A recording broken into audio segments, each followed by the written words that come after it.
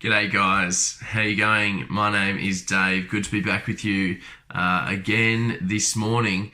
As I was thinking about what I can possibly talk about, what's interesting me at the moment that might interest others, and where I've had my head buried over the last couple of weeks and months, I decided that something I'd learned, and I was really grateful to have learned about, was postmodernism. Some of you are just like, whoa, okay, exit this video right now, and that's cool. But I want to try and persuade you to stay, because I'm convinced that I loved learning about it. It was so damn hard. I'll be honest, it was the hardest essay I've ever written, the one I've recently done on postmodernism, but it was really insightful and actually made a lot of sense of helped me to understand the world and culture that I'm a part of, because I had no idea about postmodernism.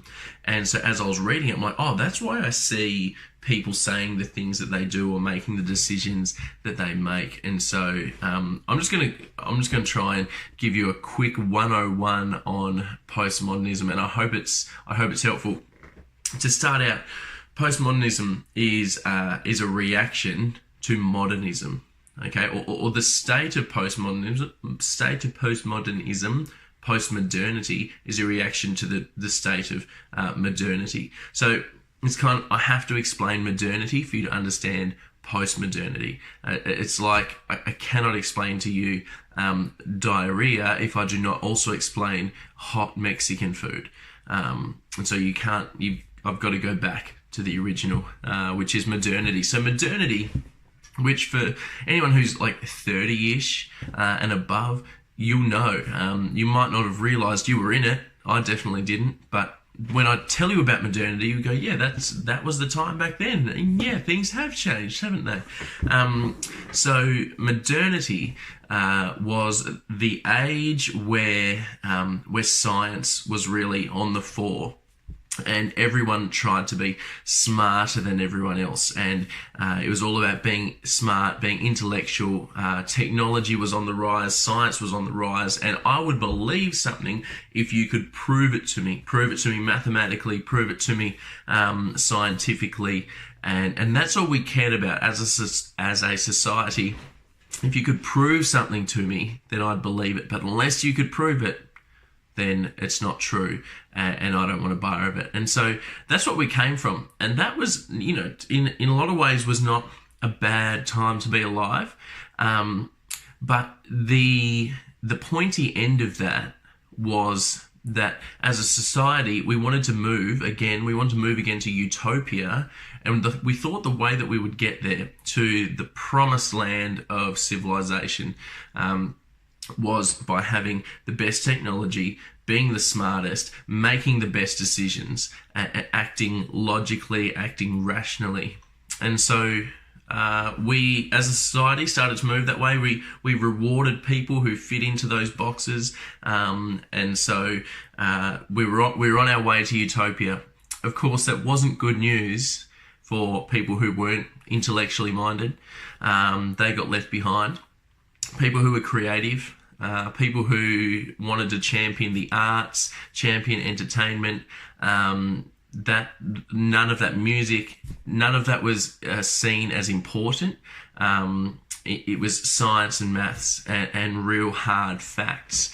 And so as society went that way, when you're trying to reach a destination like utopia, then anyone who is not on board with you and is not pushing in the same direction as you actually becomes the enemy. And so you have science that is going that way. But anyone who says, oh, actually, I don't believe that science is the answer to everything, well, they would turn on you, and you get left behind at best, but persecuted at worst. And so it was a time where religion was like totally frowned upon, because religion is based on faith, not on facts. And so religion bore a brunt of the persecution in modernity. As I mentioned, so did creative elements of society, and anyone who was just content with not getting a PhD was kind of looked down upon as well. And so you sort of had this elitist class thing going on.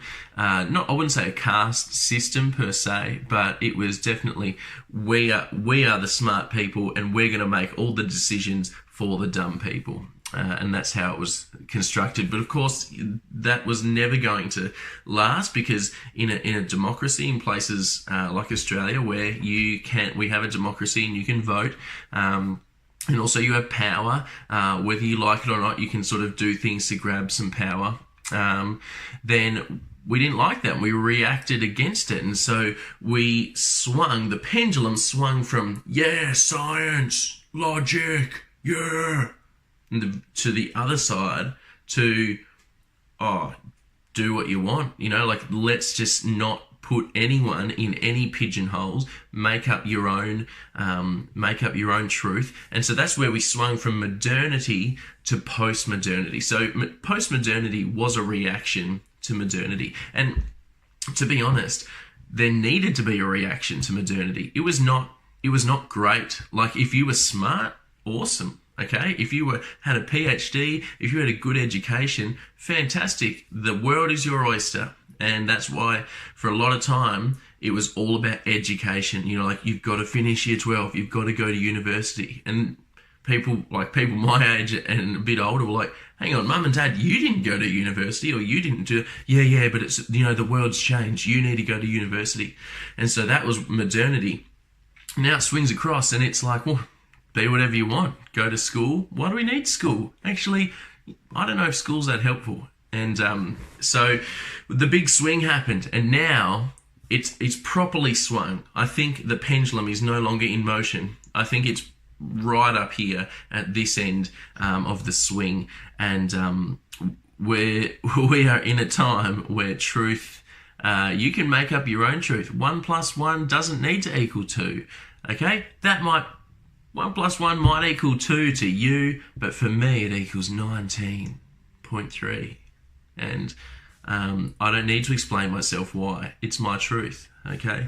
So that's the world we live in today, a postmodern world, which is, in as much as it reacted to modernity and it actually allowed people of all sorts to have validity and value and power and a platform, it's great, right? I'm sitting here in a bedroom with a phone making a video that I'm going to put onto YouTube. And who knows, someone might watch it and someone might like it. And that's cool, because back in the day, you would go, I'm not going to sit and listen to this guy unless I see your university degree, unless you prove to me why I should be listening to you. But postmodernity allows me, Dave from Melbourne, to potentially have a platform, which is really cool. So I love a lot of things about postmodernism. Where it falls down, though, is that it's threw the baby out with the bathwater, as do all these cultural swings. Right at the top of each swing, you get it just gets crazy, and then there has to be a reaction that goes the other way, and then it gets crazy again, and there has to be a reaction. And so I feel like we've gone a bit too far.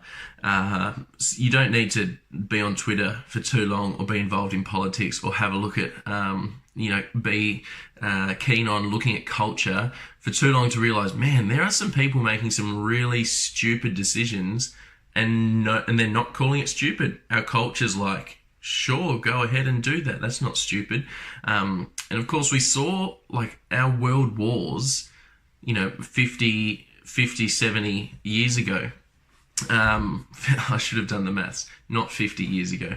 Anyway, our world wars, which were in the 20th century, they were really born off the back of this like hyper modernity, that it like swung, and it's like, oh man, we can do whatever we want so long as we're pushing towards utopia. And that's exactly what Hitler thought, right? He's like, hey, we just want to get there by any means necessary, so we're gonna knock off these types of people, okay? Jews, anyone with not blonde hair, blue eyes, and anyone who doesn't have excellent DNA.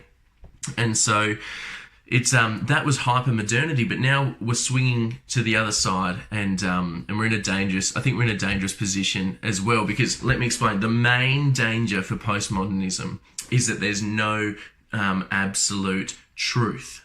What I mean by that is they say it's a little bit complex, but basically they say that you can't. There's no such thing as absolute truth, because when I tell you this mug is white and green, if I was just to tell you that, not across a video, what you would hear is a white and green mug, and what you would picture is, in your own mind, a white and green mug. But would you picture this shade of white? Would you picture this shade of green? And they go to argue that actually language is a really poor way of communicating absolute truth. And so if you think about video can be as well, when you think about those pictures that you see, it's like, what color do you see? Is this pink and white, or is it green and yellow? And for some reason we all flip out over that. But that's a bit of a biological thing. But Jacques Derrida would say that language is kind of the same. We disagree. When I describe something to you through an email or through talking to you, what you picture is going to be slightly different. And because those two things are slightly different, it makes language a really poor way of communicating absolute truth. And so we can't have absolute truth. And that's a bad place to be, because when I say, hey, you know what, we shouldn't kill old people just because they're old and starting to get a few aches and pains, I think that is considered an absolute truth, like a moral truth. We should not kill old people on their 71st birthday. All right, you lived to 70, well done. All right, game over now. Pull the plug. Beep, beep, done. So I think that's a moral truth. And most people I know would go, yes, that is a truth. That is true, that we should not do that. But of course, morality in postmodernism, what is good and what is evil, what is right and what is wrong, is totally fluid, and it's totally dependent on a lot of extenuating circumstances. For instance, I saw recently in Australia we had an election. I saw, to give you some background, the state of Queensland really heavily voted for the Liberals. Now, on Twitter, I saw someone who voted for Labor write something along the line that they were hating on Queensland, and they said, was not a joke, said, Queensland, next time you have a natural disaster, I'm not supporting a charity to help you out. Because in the past, Queensland's had natural disasters and everyone sort of rallies around them, when they have a flood or whatever, and we give a couple of bucks. This person had said, Queensland, I'm not going to give money towards you rebuilding your life next time you have a natural disaster because you voted for the Liberals.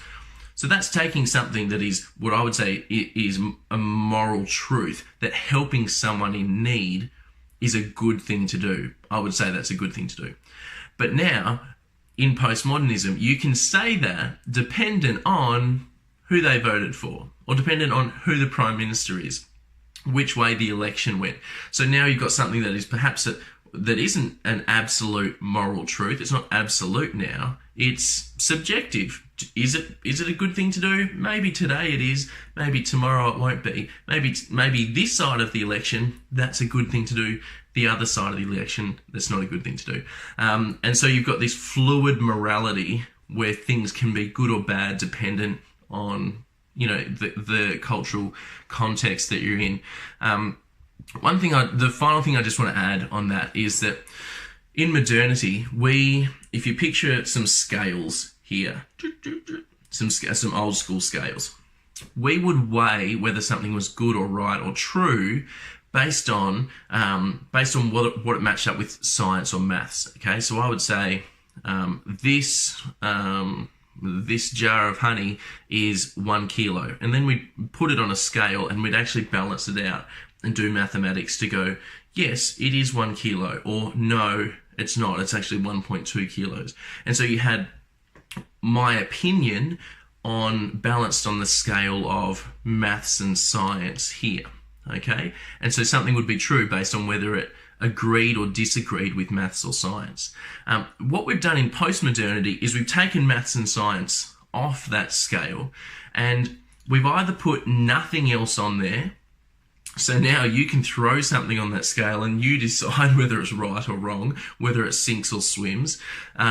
Or we put our culture on the other side of the scale. So we've said, I'm going to say something, and if culture agrees with me, if enough people, if the mob agree with me, then it's true.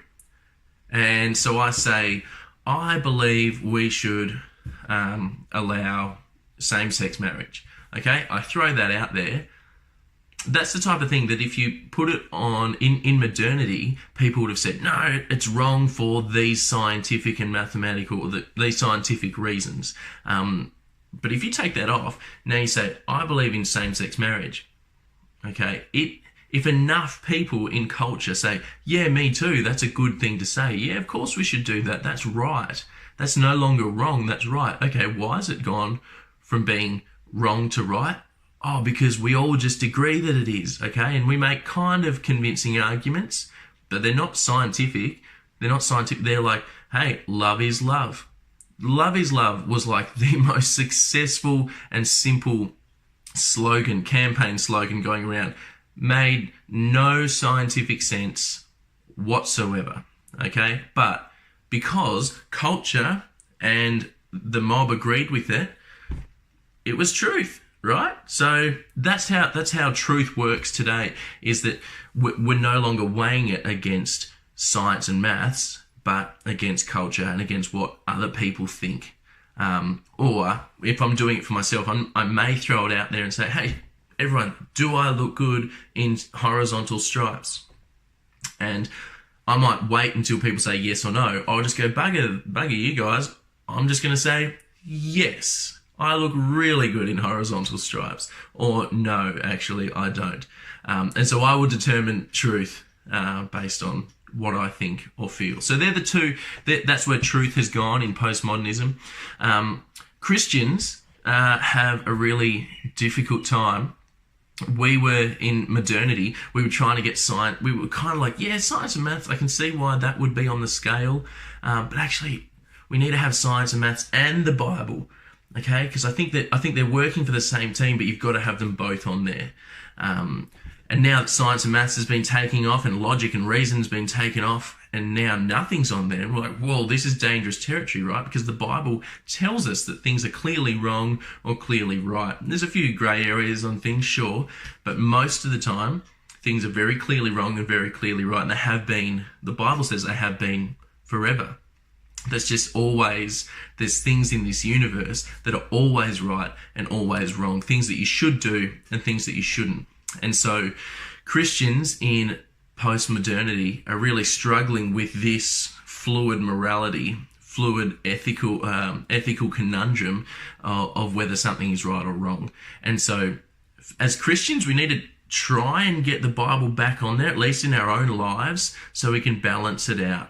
Because otherwise we fall into the trap of what everyone else does in throwing something out there and just listening to the crowd about whether something is right or wrong. And the crowd at the moment is saying a lot of stuff that is really anti what the Bible says. And so as a Christian, I guess I've got to be careful that when I'm throwing something out there, like, should I start a YouTube channel?